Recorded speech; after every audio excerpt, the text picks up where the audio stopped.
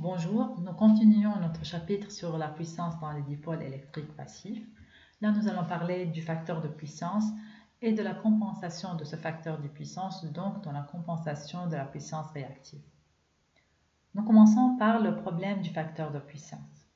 Donc, pour une puissance active absorbée P égale VI cosinus phi, le courant s'écrit I égale P divisé par V cosinus phi. Et ça veut dire que le courant pour une même puissance active est d'autant plus grand que le facteur de puissance est faible. Donc si cosinus phi est plus petit, le courant est plus grand, même pour une même consommation. Mais ceci n'augmente pas la facture du consommateur parce que le consommateur, il va payer à la base d'un wattmètre et le wattmètre ne veut pas mesurer que la puissance P. Donc le consommateur va payer la même facture, n'importe le facteur de puissance. Par contre, l'usine qui est en train de générer cette puissance va payer plus. Le courant qui est plus élevé, il va augmenter le dimensionnement des câbles, il va créer des pertes sur les lignes par des pertes Joule, et il va augmenter le dimensionnement des disjoncteurs. Et donc pour remédier à ça, l'usine comme EDL va pénaliser le consommateur si son cosinus phi est faible. Donc si son cosinus phi est faible, ça veut dire par exemple si le cosinus phi est plus petit que 0,8, la facture va être augmentée de 10%. Si cosinus phi est plus petit que 0,7, cette facture va être augmentée de 20%. Et cela pour inciter le consommateur à corriger ce facteur de puissance. Comment corriger ce facteur de puissance? Donc, comme la majorité des installations électriques sont inductives, comme on a déjà dit, la compensation se fera par l'ajout d'un condensateur. Et nous allons ajouter un condensateur en parallèle avec la charge. Z ici étant notre charge, ça veut dire notre maison, notre usine. Donc Z ne peut pas changer. Elle est définie par l'installation ou l'équipement que nous avons chez nous. Tandis que le condensateur ici, c'est un condensateur que nous ajoutons à notre circuit pour compenser sans toucher à l'installation que nous avons. L'impédance de la charge s'écrit Z complexe égale R plus JX. Puisque la charge est inductive, ça veut dire X est positif. Et donc la puissance réactive qui est consommée dans X égale à XIZ au carré. En revanche, ici, le condensateur va produire de la puissance réactive comme il est une source de puissance réactive, Q égale moins V au carré c'est oméga. Si nous utilisons le théorème de Boucheron, nous pouvons écrire un nouveau bilan de puissance active et réactive indépendamment l'une de l'autre.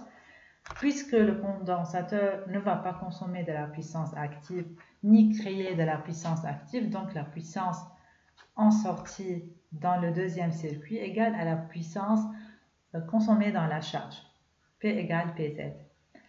Et en puissance réactive, Q qui est ici, égale QZ plus le Q du condensateur, donc la puissance réactive du condensateur, qui elle-même est moins V au carré c'est oméga. Le nouveau facteur de puissance devient un cosinus phi prime. Et donc, nous avons ici deux manières de compensation. La première, qu'on va appeler une compensation totale.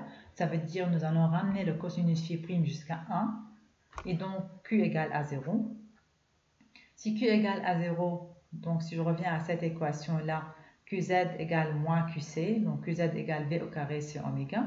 Et C égale QZ divisé par V oméga. Si je ne connais pas QZ, je connais P, donc je peux déduire Q à partir de P, PZ tangente phi, donc le condensateur devient PZ tangente phi divisé par V au carré oméga. Le deuxième cas, c'est une compensation partielle. Pourquoi si on peut arriver à une compensation totale, nous allons faire juste une compensation partielle? Parce que la charge, d'habitude, dans les installations n'est pas fixe. Et donc, je ne peux pas mettre un condensateur ayant une valeur fixe pour compenser à 100% tout le temps. Ce condensateur que je vais choisir, il va compenser à la moyenne de mes valeurs de façon que je ne dépasse pas le cosinus phi 0,8. Je ne vais pas au-dessous de cosinus phi 0,8. Et donc, je vais avoir des cas où cosinus phi prime plus petit que 1. Parfois 0,9. 0,9 est une valeur qui est très bien acceptée. Et donc, Q n'est pas égal à 0, Q total n'est pas égal à 0. Il reste l'équation Q égale QC plus QZ. Et je vais déduire la valeur de QC à partir de ces deux autres-là. Si je ne connais pas les valeurs des puissances réactives, je peux toujours les déduire des puissances actives, P tangente phi moins PZ tangente phi prime. Et comme P égale PZ, d'après le fait du théorème de Bouchereau, je peux déduire que le condensateur égale moins PZ tangente phi moins tangente phi prime divisé par P au carré oméga, ou bien je peux la déduire directement de la valeur de QC, C égale moins QC divisé par V au carré oméga.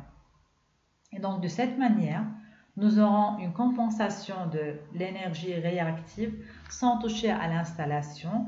Nous avons le disjoncteur de EDL par exemple ici sur les bornes de l'installation et elle va voir la moyenne, donc l'équivalent du condensateur et de l'installation. Je vais avoir un nouveau courant qui a une amplitude qui est plus faible et donc des pertes qui sont plus faibles, des chutes de tension qui sont plus faibles et des dimensionnements des câbles et des disjoncteurs qui est plus petite. Nous passons ici à la mesure de la puissance.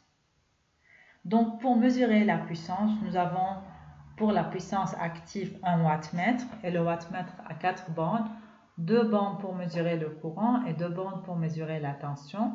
À l'intérieur, c'est un élément mécanique, donc il va donner une valeur de la puissance active. Tandis que pour mesurer la puissance apparente, il faut pratiquement mesurer la tension et le courant et multiplier les deux valeurs ensemble.